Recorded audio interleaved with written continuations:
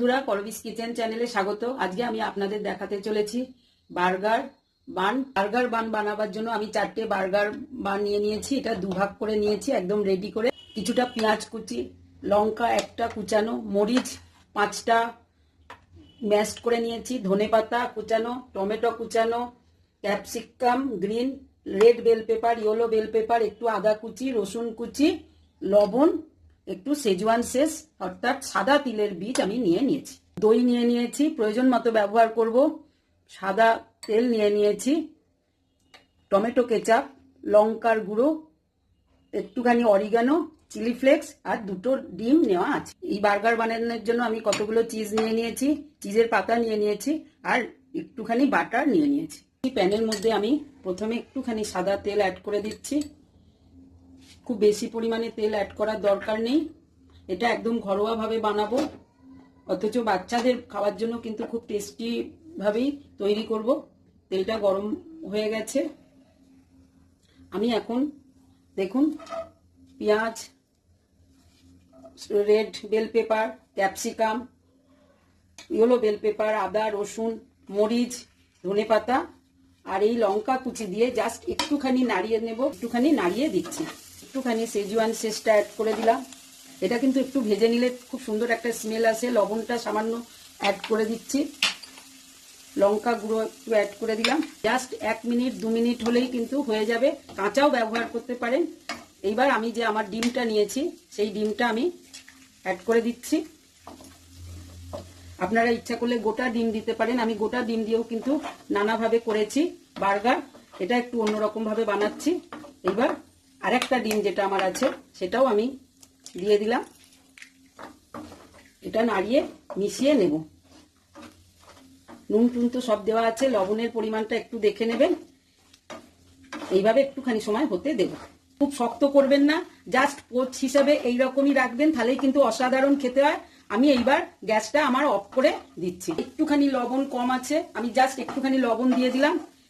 দেখুন হয়ে গেছে। খুব কড়া করেও ভাজা নয়, অথচ হালকা করে ভাজাটা কমপ্লিট। এইরকম ভাবেই করবেন, এইরকম ভাবেই কিন্তু সব থেকে সুন্দর হয়। আর আপনারা যদি মনে করেন আরেকটু ভেজে নেবেন, আরেকটু ভেজেই নিতে পারেন, তবে এটাই অসাধারণ খেতে হবে। প্যান থেকে গুলো ঢেলে নিয়েছি, বাটি নিয়ে নিয়েছি। দেখুন মেয়োনিজ এর বদলে এটা ব্যবহার করতে পারেন, এটা কিন্তু খুব সুন্দর হয়। একটু জলটা কাটিয়ে নেবেন।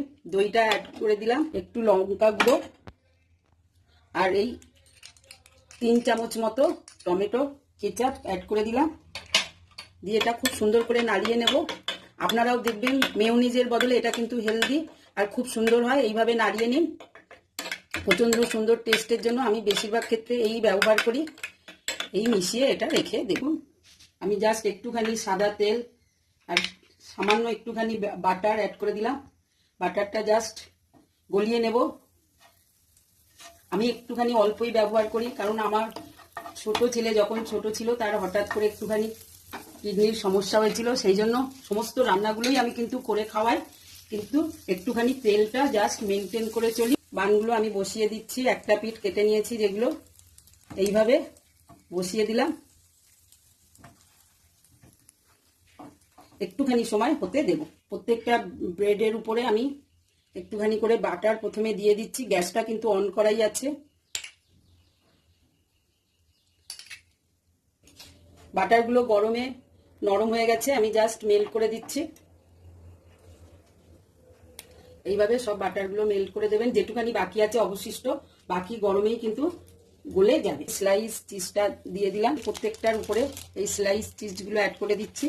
3টের মধ্যে স্লাইস চিজের পাতা দিয়ে দিয়েছি, আর একটার মধ্যে দেখুন এই চিজ যেটা কিউব চিজ, সেই চিজ অ্যাড করে দিলাম। আপনারা যে কোনো একটা ব্যবহার করতে পারেন, আমি দেখাবার জন্য একটা আলাদা ব্যবহার করেছি। এগুলো মেল্ট করে দিচ্ছি। পুরো গেটারে কুড়ে ছড়িয়ে দিয়েছি। এইবার এই চামচে করে আমি যে বানিয়েছি দেখুন ক্যাপসিকাম, এগ সমস্ত কিছু দিয়ে সেইগুলো অ্যাড করে দিচ্ছি। আপনারা ইচ্ছা করলে বাচ্চারা খেলে লঙ্কাটা অ্যাড না করতেও পারেন, হাত দিয়ে দিলে একটুখানি দিতে সুবিধা হবে। এগুলো দেখুন পুরো সমানভাবে সবগুলোর মধ্যে অ্যাড করে দিলাম।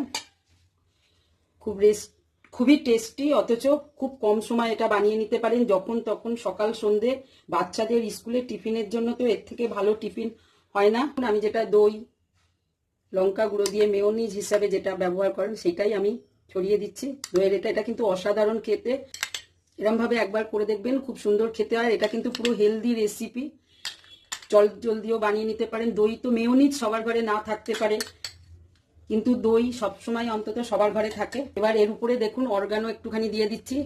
এটা থাকলে দেবেন, না থাকলে দেবেন না, কোনো ব্যাপার নেই। আমার ছিল, দিয়ে দিলাম, দিলে খেতে ভালো হয় এটাই।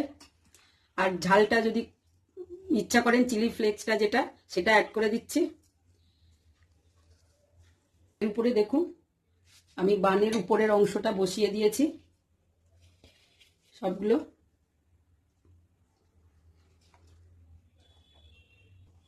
গ্যাসটা সামান্য কিছুক্ষণের জন্য অন করে দিলাম, যাতে এবার এর উপরে একটুখানি তিল যেটা দিয়ে দিচ্ছি, যেটা দেখে বাচ্চারা খুব আকর্ষিত হবে। আর একটুখানি করে আমি জাস্ট টমেটো কেচাপ দিয়ে দিচ্ছি। দেখুন বড় বাচ্চা সবার কাছে এখন কিন্তু বার্গার খুবই ডিলিশিয়াস রেসিপি, আমি সেইভাবেই করে দেখালাম। বন্ধুরা, আমার এই বার্গার বানের রেসিপিটা আপনাদের নিশ্চয়ই ভালো লেগেছে। এটা যখন খুশি তখন বানিয়ে নিতে পারেন। ক্যাপসিকাম, বেল পেপার যদি কোনো কিছু একটু কম বেশি না থাকে তাতেও কিন্তু কোনো সমস্যা নেই। ভালো লাগলে আমার চ্যানেলটা সাবস্ক্রাইব করবেন, লাইক আর শেয়ার করে দেবেন, বেল আইকনটাও প্রেস করে দেবেন, যাতে নতুন নতুন রান্না এলে আপনাদের কাছে সহজেই আমি পৌঁছে দিতে পারি। আপনারা আমার সঙ্গে থাকবেন আর আমার ভিডিওটা দেখার জন্য ধন্যবাদ। দেখুন আমি একটা বান তুলে সার্ভ করে দিচ্ছি। রেডি আমার বানটা, কত সুন্দর হয়েছে দেখুন।